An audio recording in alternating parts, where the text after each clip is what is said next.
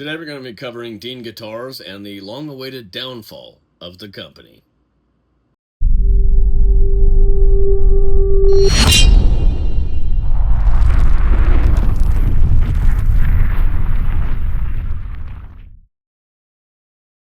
Dean Guitars. I left a voicemail for Evan a couple of years ago when he first took it over. It was like, oh shit, it was like 5-6 years ago, 7, I don't know what it was.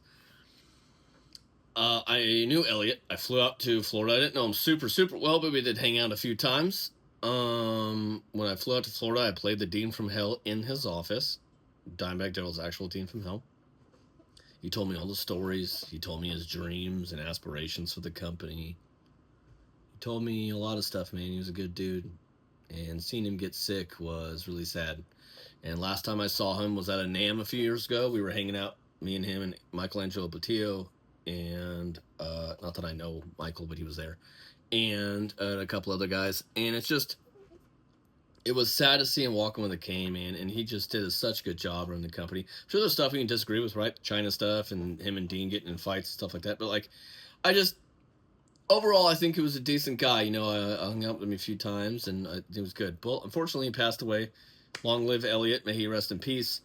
And his son, Evan, took over, right? So I left Evan a voicemail. I knew that it was going to be rough because Evan's kind of a Wall Street type background, trying to make money, corporate investor type guy.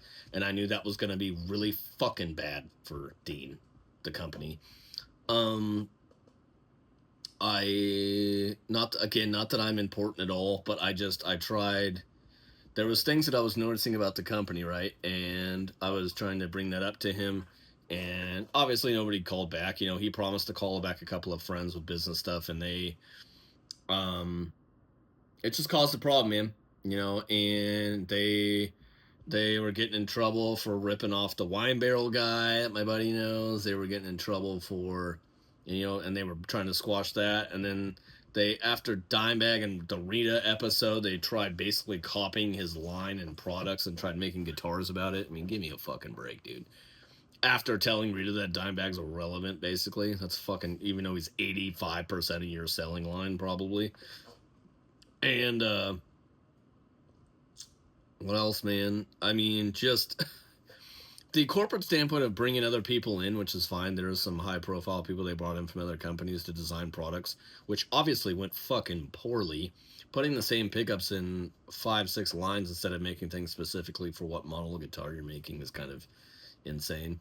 And there's a bunch of other things too. I have a Dean Cadillac Select, the black one. It plays really well. The Seymour Duncans, I'm definitely switching out of it. But in general, there was a lot of stuff. You know, they did like a BC Rich approach, which BC Rich is not doing that great either. But at least BC Rich mastered their line, you know, even if they don't sell well sometimes. But like they did this whole factory guitar that's like $1,200 to like $1,900.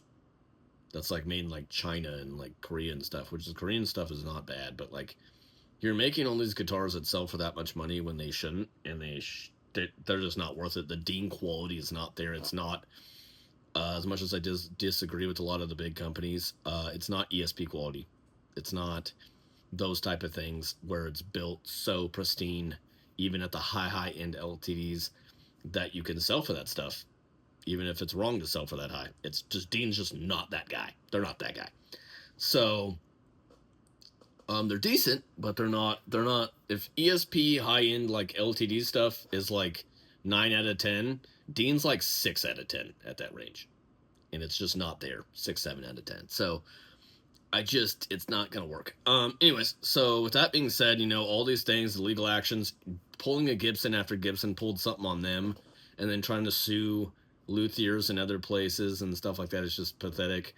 It just kind of depends. I mean, if somebody's like making an actual Dimebag copy and selling it and making a ton of money, sure, but it, like, some of them just weren't even close enough, you know what I mean? So it was sad to see that, and such a great legacy that got turned off by nothing. I mean, knowing people there, I knew a lot more before they all left, mostly in the last couple of years, but knowing a couple of people now, and just how corporate it became and how shitty they treated people, and how not fun it was, it seemed like, to work there, because everybody was so robotic, and like if you were out of line you get whipped back into shape type. It seemed it was just crazy. It's crazy. It used to be cool, when I visited and hung out with Elliot that first time. There was dudes in battle jackets running the warehouse and playing guitar and having a good time, and it was like a family unit, like for real.